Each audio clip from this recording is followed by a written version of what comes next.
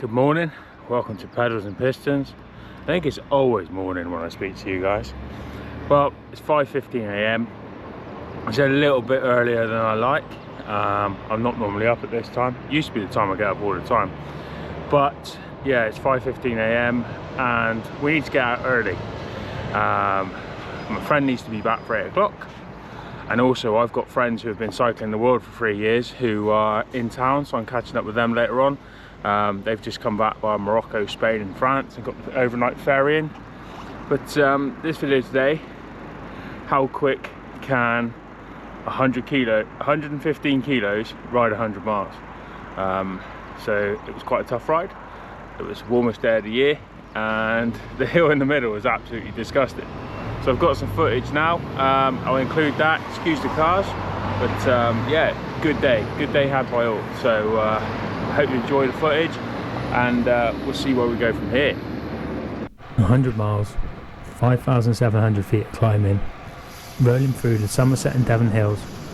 For a lot of cyclists, it's a bucket list day out. For me, it was my first sportive, 100 miler at least, and my fourth 100 mile ride that I've done in the last 3 years. And averaged out at 150 kilos.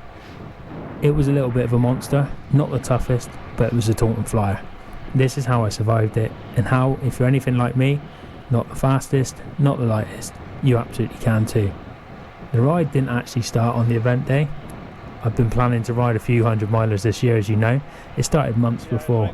Cold winter mornings, commuting to work, twice a day, 5 days a week, riding slow, riding smart, zone 2 heart rate rides, with a little bit of a giggle thrown in, the odd occasional Strava segment, and plenty of lumpy hills.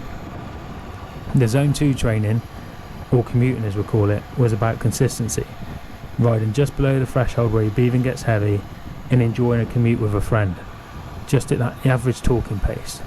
It was the difference for me for burning out at mile 40 and feeling steady at mile 80.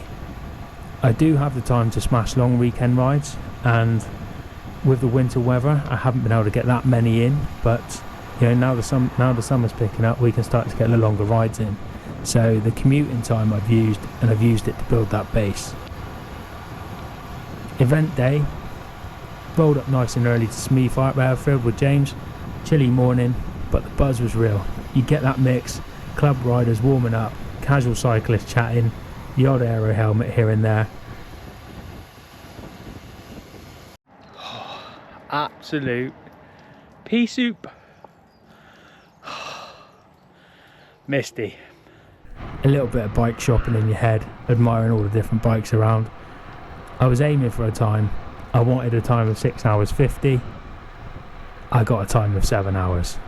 I was aiming to finish, fuel right, and not blow up. The first 20 miles of any long ride, I've got to keep my head in check. Not because they're hard, but because you feel good and you want to chase the group in front. You get that imaginary missile guidance system clocking on to the people in front and you want to chase them. Holding the wheels, pushing a bit. But I had to keep reminding myself in those first 20 miles that this is 100 miles and to ride at my own pace with James, staying in control, conversation, zone 2, low gear, high cadence, and keeping the ego in the back pocket. Unfortunately, there came a point around mile 25 where the ego came out of the back pocket when James noticed we had some people just tagging on the back of us for a bit of an aero advantage.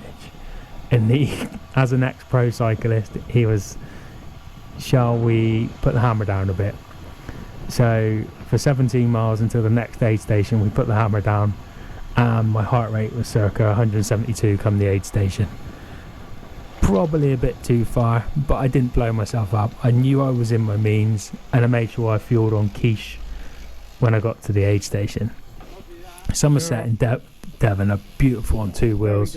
The quiet lanes, the lush hedgerows, the hills that sneak up on you.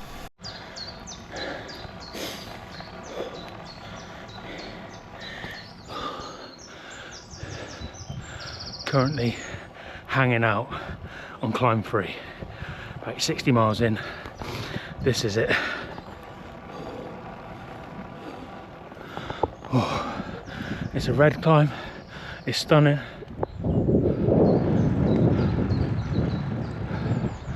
but it's tough. I have one eye on the scenery and one on my watch. Wasn't letting the heart rate drift too high. The goal wasn't to go fast, it was just to go far. Within 6 hours 50. Fueling, managed to get my fueling right actually. It was the best I'd got on fueling in an event that I'd ever undertaken. So I was drinking every 10 minutes, a gel every 20, and a salt stick every 30. Getting that right was key, but also at the aid stations had a couple of quiches, which was banging. So we only stopped at 2 of the 3 aid stations, and my weight 115 kilos, you got a lot of calories on board, but you can burn out as well. Running out of fuel and it's game over. You certainly can't make up for it later, and that especially comes with dehydration. The minute you're thirsty, you've gone too far. I'm not gonna lie, when I looked at the makeup of this ride, I thought it was going to be pancake flat. The hills was rough. There was one hill in the middle that was totally stinking. You can feel every kilo when that gradient kicks in. People fly past you, but that's okay. I wasn't racing them, I was racing myself. I kept my cadence steady with a systems check, making sure my hips, knees and ankles were all in line, sat upright, loose hands on the bars, and just grind it out. No shame in going slow. The key was never going too hard.